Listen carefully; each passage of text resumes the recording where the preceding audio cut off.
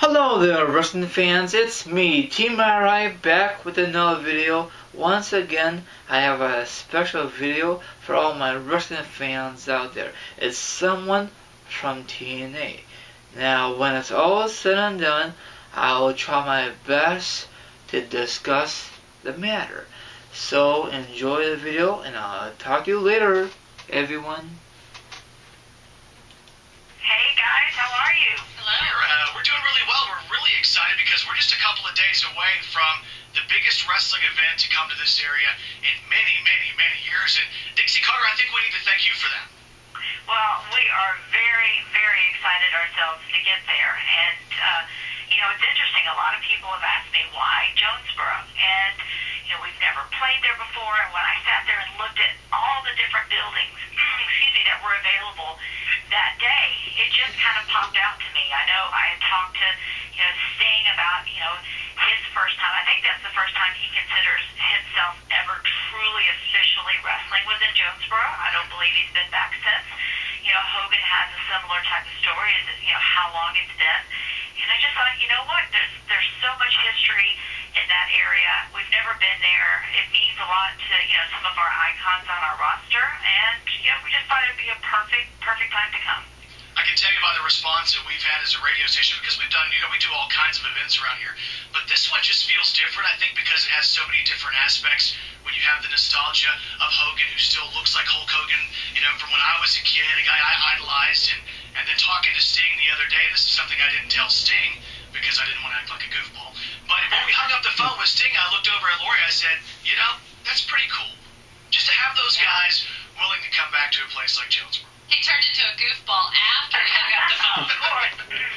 That's great. Of course, it's good stuff. And you know what? He's excited to come there, too. I mean, he's just like, wow, I can't, it's been so long. And in my mind, he is doing his best work ever. I mean, he's so, showing these different depths and dimensions to his character. He's wrestling at such a high level. Very, very proud of what he's doing. So why do you think now is the perfect time for TNA to go on the road? Because you've had opportunities in the past, and the Impact Zone in Orlando was a great place for you. Why is now the perfect jumping off point? It's really a business decision. It just came down to that, and you have to be able to financially go on the road. It costs a tremendous amount of money just one day. You're flying in a couple of hundred people from all over the country, and it's just a very expensive proposition. And I take the livelihood of our talent and staff very seriously. Every night I put my head down on my pillow. I'm thinking about those families and, being in business 10 years from now, 20 years from now.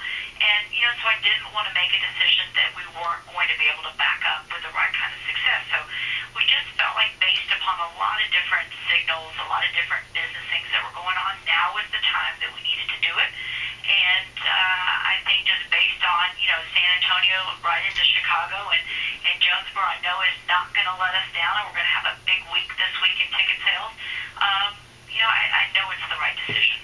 What do you think for the people who have never seen a TNA event, especially a TV event, what is this experience going to be like when they walk into the Convocation Center on Thursday?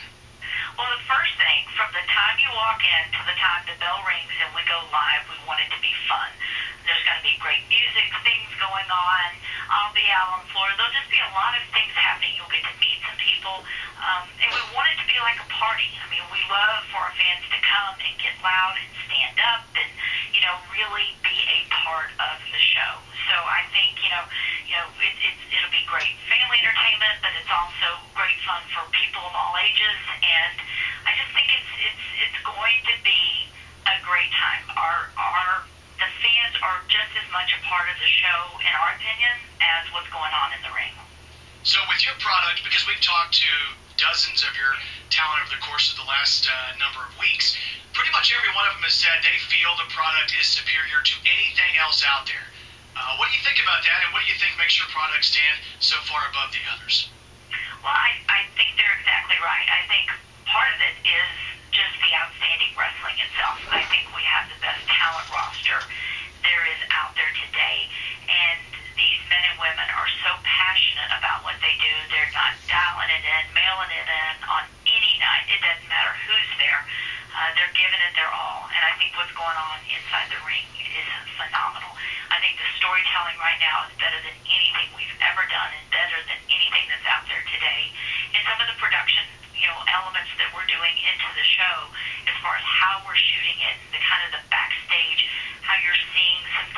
on the wall or TMZ style or just some stuff that looks like film quality.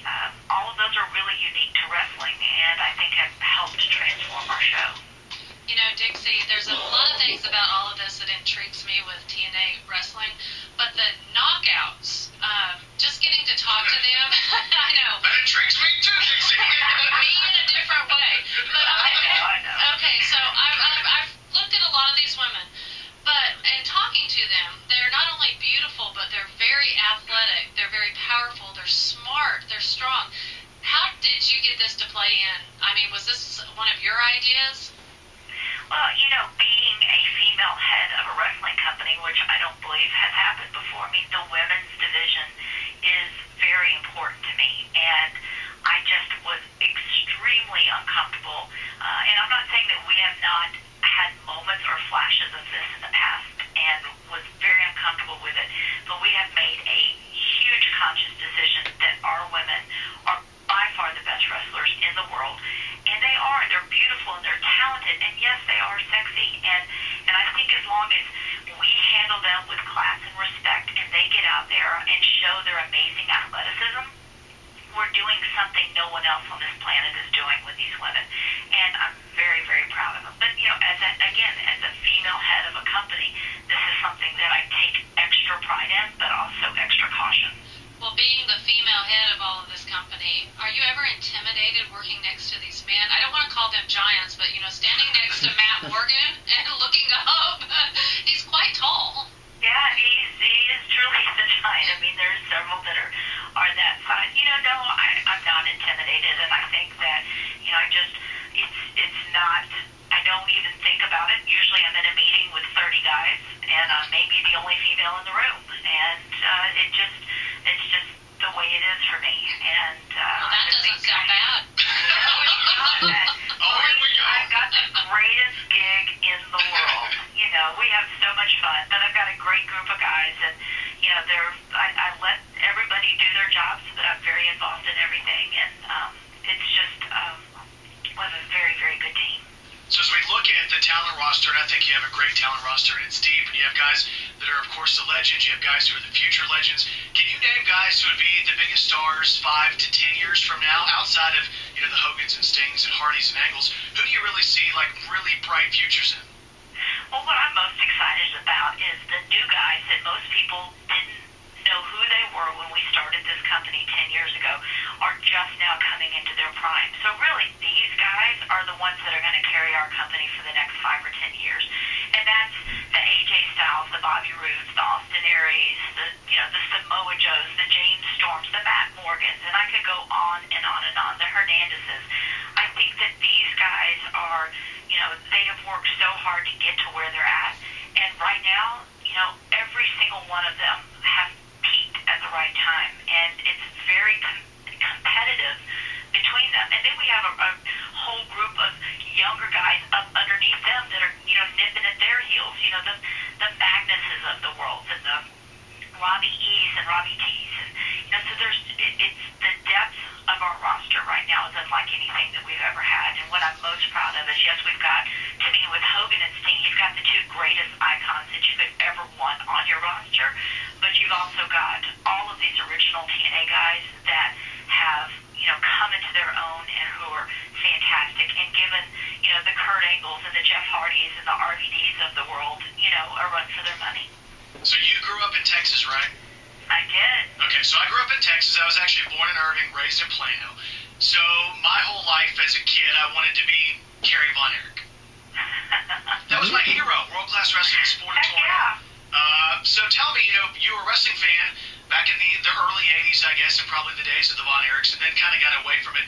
What made you decide to jump back in? Because now you're the owner of a company. A funny story. So I used to live in Las Colinas, which is Irving, right? Yep. Right next to Irving, and there was this blonde-headed guy I would always see in the parking lot. I just graduated from college, and one day he finally said, you know, he came up, said hello to me, and, you know, asked me what I did, and I could tell he wanted me to ask him, what do you do? Right. I said, so what do you do? He goes, I'm a professional wrestler. And I said, really? What's your name? Jeff Jarrett. Like, really? Our apartments literally were right, our entire wall ran along, same floor, same everything. What a small world. You know, so yes, Dallas I watched with my brother when I was little. The Von Erichs were kind of the bomb in Dallas at the time. But I just got away from it. You know, I didn't like what was on TV. And then so many years later, fast forward, I get this meeting and they're like, yeah, this Jeff Jarrett guy.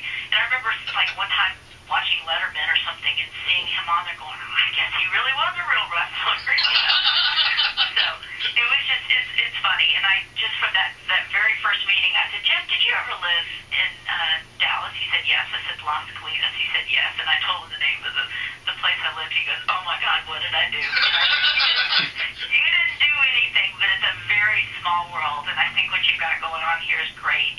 And yeah, I'm very lucky to be a part of it. So I guess he's very lucky that you were nice to him back then. And he was nice to you. That's so funny. The long, flowing gold locks. I actually have a picture of me and Jeff from when I'm thinking I was probably 10 or 11. I'll post that so you can look at it. But it's pretty funny because it was one of those things that I didn't send to Jeff for many, many years after the fact. But I was that guy who paid for the $5 Polaroid with Jeff Jarrett. Oh, wow. When you didn't know who he was, I was paying for Polaroids. Get your money back this weekend. Okay, so Thursday we're a couple of days away. TNA Impact Wrestling at the ASU Convocation Center. You can still get select good tickets at tickets.astate.edu. And Dixie, we can't wait to see you on Thursday. Just to let you know, we've opened up some great new production tickets that have been held.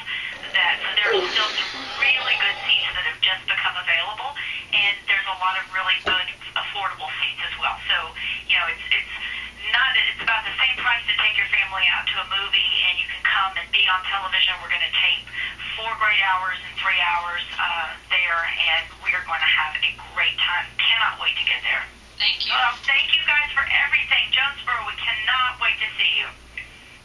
Okay, everyone, hopefully you will enjoy that audio interview from the owner of TNA, Dixie Carter. Now, I think Dixie Carter is doing a great job in her business, her wrestling company, and all the good stuff. Hopefully one day I'd love to meet her.